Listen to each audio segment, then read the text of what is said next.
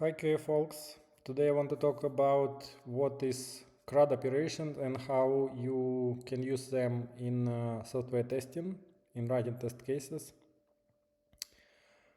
So CRUD operations are four basic functions for managing data.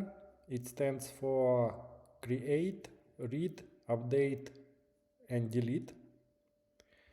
And on UI level, it can corresponds to creating entity, reading entity, updating, and deletion. For example, create means adding new book in the library catalog.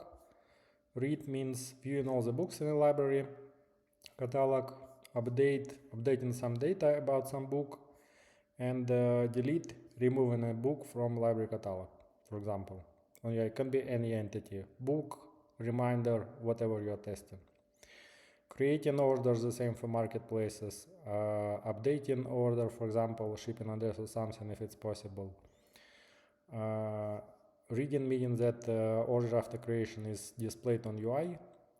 And deletion maybe corresponds to cancellation. You cannot really usually delete the order, but you can cancel it.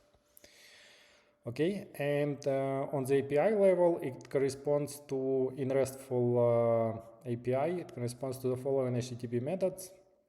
If you're going to test something on the API level, post HTTP method creates a new resource, get reads it, put or patch sometimes is also used to update the resource, and delete for resource deletion.